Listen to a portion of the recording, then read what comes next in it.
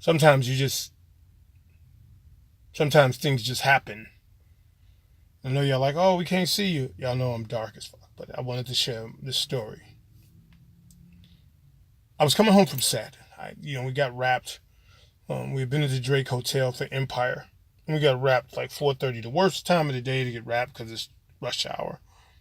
And to kill the time, I got my parking ticket, and I went to a local pub, and I had burger, onion rings, and a couple of green lines. Waited till like close to 7, and got in my car from the parking garage and got on the expressway. I decided to go. I went to Outer Drive so I could go to 55 to my home. And as I was on the Outer Drive, I I caught sight of your vehicle. I caught sight of your vehicle because I know the license plates. I know what your vehicle looks like. I know the color and I know the license plates. And so I was gonna follow you and say, "Hey, what's going on?" I was picking up my phone to call you and realized that was the day I left my charger at home, and I tried to wing it throughout the day, and my phone was dead. So I figured I would just follow you till you got off or whatever. But you got off at 55th, and you don't live anywhere near 55th. So you got off at 55th. So I said, okay, let me follow. You should probably stop him for gas or whatever like that. And you didn't stop for gas. We went past the Wendy's right off State, the underpass, and we kept going. Finally, you turned on Morgan. You went up like 5 blocks to 60th, and you pulled over. And at a safe distance, I pulled over. And I don't know why I say at a safe distance because, well, you're my love. And I figured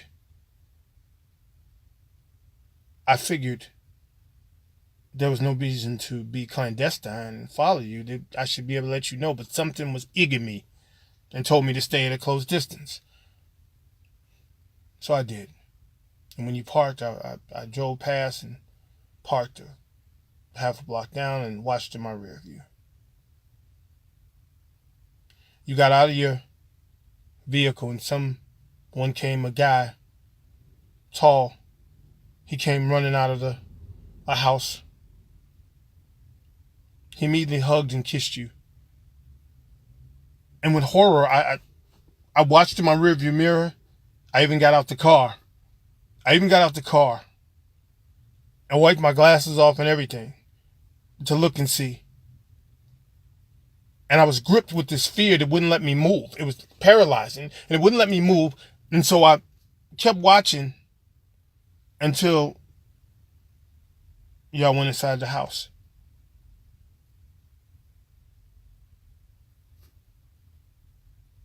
I sat there for at least 15, 20 minutes. And then I got in my car.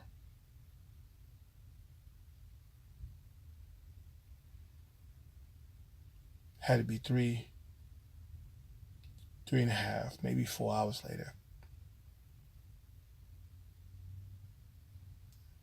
when you came back out. He walked you out to your car. You were holding hands with him. He walked you around to your door. He kissed you. He kissed you deep. I could see the tongue escaping from his mouth and meeting yours. He kissed you deep. He grabbed your ass and held on.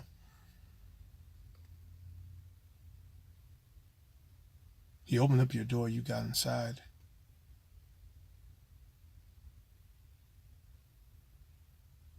He watched you drive off and he went back in. There was no doubt what went on in that time, or even if there was, still, everything was clear to me. What went on, what had transpired, the infidelity that had occurred.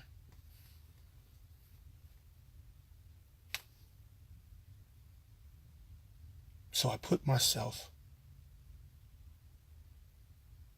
in this scenario of the man watching his love with someone else, imagined how that hurt. And then I took the same scenario and I put myself as the person going to see some woman and you watching me.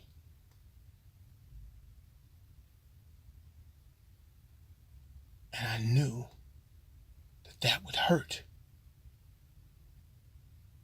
And that is the second reason why I will never cheat on you. Because I never want to hurt you or imagine hurting you.